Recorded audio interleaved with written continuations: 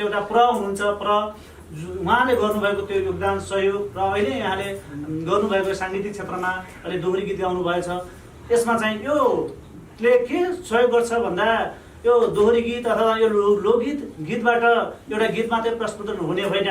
पूर्व मेचीदेखि पश्चिम महाकाली, दक्षिण तराईदेखि माथि हिमालसम्मका हरेक विभिन्न जात जाति भाषा धर्म संस्कृतिलाई एउटै हजारौं फुलहरूको एउटा माला हुने जस्तै विभिन्न जात जाति भाषा धर्म संस्कृतिमा हुनुभएका सम्पूर्ण व्यक्तित्वहरू बिचको एउटा चाहिँ सुमधुर सम्बन्ध र एउटा मानव सेवा र मानवीयताको हिसाबले आगामी दिनमा अझै राम्रो गर्नुपर्छ भने समाजमा एउटा सकारात्मक सन्देश दिने एउटा माध्यम पनि हो।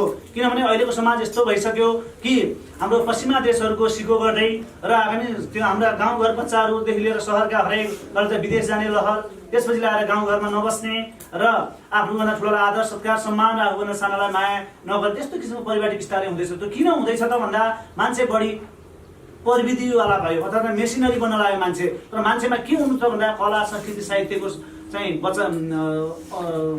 कला साहित्य संस्कृतिको बचाउनु पर्छ र हामीले आफूभन्दा ठुलोलाई आदर सम्मान गर्नुपर्छ, आफूभन्दा सानालाई माया गर्नुपर्छ। हामीमा एउटा मानवता भन्ने हुनुपर्छ। मानवता भइसकेपछि मात्रै हामीले चाहिँ सबैको चाहिँ रक्षा गर्न सक्छौँ र हामी समाजलाई चाहिँ एउटा सुनौलो भविष्य निर्माण गर्नको लागि हामी सबैको दायित्व हुन्छ। यो दायित्व सबैको हो।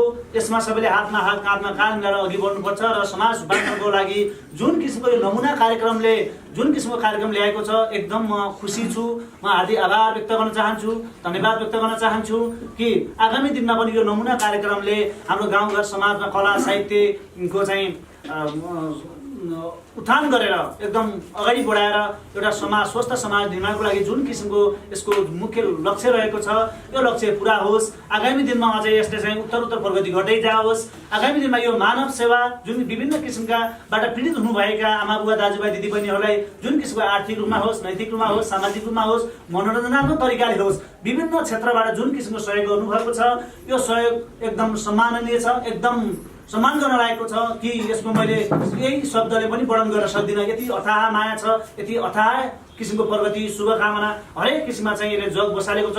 यो बलियो आधार पनि छ। नमुना कार्यक्रम एउटा बलियो आधार हो। यो बलियो आधारमा टेकेर पक्कै पनि यसले आगामी दिनमा आफ्नो लक्ष्यका साथ अगाडि बढ्नेछ र यसले एउटा समाजमा नमुना बनेर एउटा चाहिँ नेपाल मात्र होइन संसारमा छरिएका हरेक विश्व बन्धुत्वको भावना विकास गर्दै आगामी दिनमा चाहिँ अझै थप प्रगतिको शुभकामना व्यक्त गर्दै अझै नमुना कार्य होस्, अझै नमुना युक्त तरिकाले अगाडि बढोस् र यसमा मैले गर्नुपर्ने सहयोग आगामी दिनमा म एकदम सहयोग गर्न तयार छु र अझै म यसको थप सफलताको शुभकामना व्यक्त गर्न चाहन्छु। हवस् त, धन्यवाद, नमस्कार।